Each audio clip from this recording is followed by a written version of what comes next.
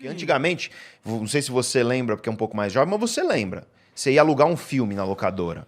Você chegava lá na locadora, uma locadora de bairro, porque em Santos, Blockbuster foi chegar, não tinha, entendeu? Guarujá, muito menos. Não, Blockbuster é Guarujá, eu fui na burguês, inauguração pô. do McDonald's, cara. Porra. Pô, eu fui na inauguração do Blockbuster McDonald's. é de Playboy, pô. Então, aí você vai na locadora de bairro. Aí você chega lá e tem, tipo, o cara compra 2 fitas do lançamento, que eram umas fitas VHS. Aí você quer, o Vingadores, da época, o Avengers da época, quero reservar. Aí você reservava com o cara e você tinha que ir lá buscar. Aí demorava, às vezes, 3, 4 semanas pra você conseguir alugar. Alugou, leva pra casa, terminou de assistir, você tinha que rebobinar, senão você pagava multa.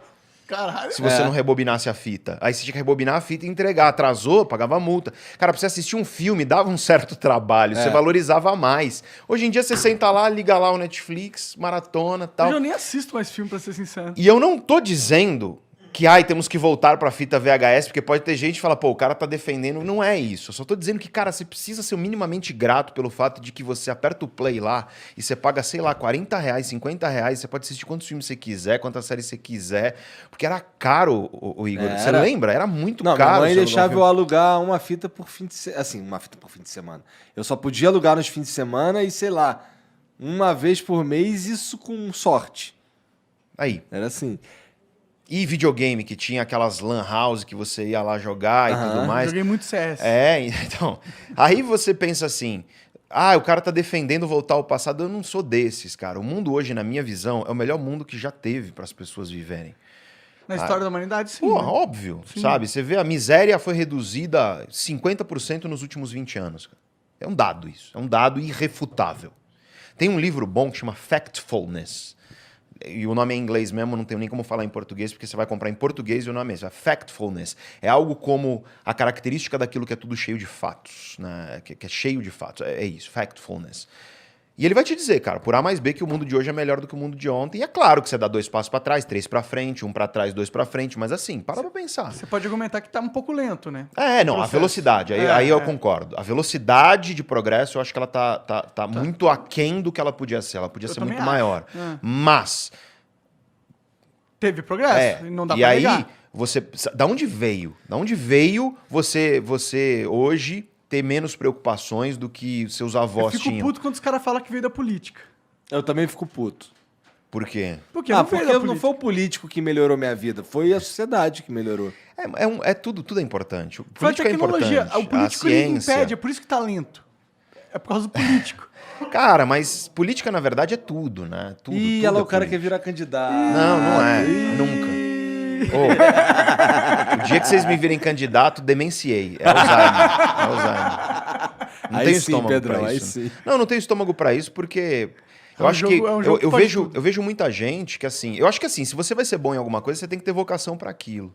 Então o cara tem que estudar a política, ele tem que entender da coisa e tal, e não é minha especialidade. Muita gente fala, se candidata que o país vai melhorar. Cara, eu sou um professor, eu estudo cérebro, mente, Talvez você comportamento. já esteja fazendo o melhor que você Né? pode pelo país, né? Já tá Exato. fazendo a sua parte pela sociedade. Que é o que eu faço e o que eu sei que eu sou Ensinando bom as em pessoas a fazer lidar e que com eu as emoções gosto. negativas, Então com eu os- acho que o cara que tem que ser eleito, aí você elege a celebridade.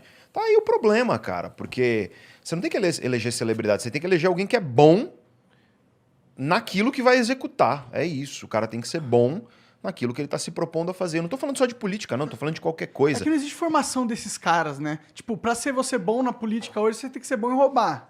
Não é bem assim, não é bem assim. Tipo, é um pouco assim, né? É que, tipo, Você tem ciência política, você tem ciência que estuda isso eu sei, minimamente. mas quem que tá no controle dessa ciência política? São os ricaços. E o que eles Cara. fazem com isso? Eles compram políticos. E com esses políticos eles fazem Mas o aí, tá Brasil- vendo? Não é minha especialidade, né? Eu vou falar achismos aqui. E aí eu acho que tem uma coisa como professor, e eu tenho essa responsabilidade, que é assim... Cara, eu tenho opinião como cidadão. É óbvio que eu tenho. Todo mundo tem. Se a gente for tomar uma cerveja no bar, eu vou te falar minha opinião como cidadão. Traz uma Mas cerveja aqui, aí. eu tô falando para dezenas, centenas de milhares de pessoas. Cara, eu tenho que ter uma responsabilidade como professor, que é assim... Até onde o meu conhecimento vai, até onde ele não vai. Sim, Te dou um mas- exemplo. Explodiu a pandemia. E aí, quando explodiu a pandemia, me liga. Rádio e jornal e TV e não sei o quê. Pô, vem aqui falar. Obrigado, Rose. Obrigado, cara. Vem aqui falar da pandemia. Eu virei pros caras e falei, cara, eu não sou virologista, eu não sou epidemiologista. sim. Por que você tá me chamando para falar? Ah, porque você se comunica bem. Ah, foda-se. E daí? Sim. Eu não vou ter o senso de responsabilidade de dizer que eu tenho um limite do que eu sei e do que eu não sei? Sim. Aí você fala, Pedro, o que você acha que tem que ser a política do Brasil? Eu te dou minha opinião de bar, só que eu não sou um professor disso. Claro. E eu tô aqui como professor, Pedro Calabres. Eu tenho que ter uma mínima responsabilidade de virar e falar, ó, até aqui eu sei, até aqui eu não sei. E é que o papel de vocês é entrevistar, é comunicar, e eu entendo isso. Mas o meu papel como professor tem que ser de delinear um limite de, ó, até aqui eu sei, até a partir daqui eu não sei. Por quê? Porque eu vejo muito isso. Eu vejo muita gente que não entende de coisas, e eu não estou falando só de política, eu não estou falando só dessas coisas, estou falando de tudo.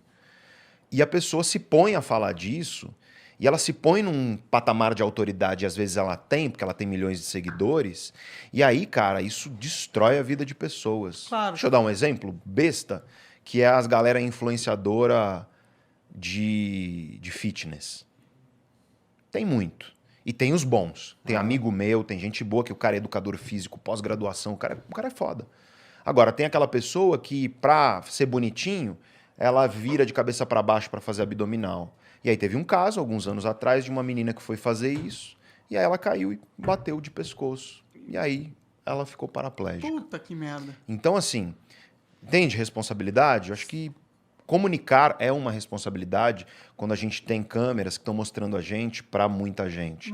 E é uma preocupação que eu sempre tive no canal e eu tenho na vida, em toda entrevista, em toda coisa que eu faço. Mas posso te dar um contra-argumento? Claro, estamos aqui para isso.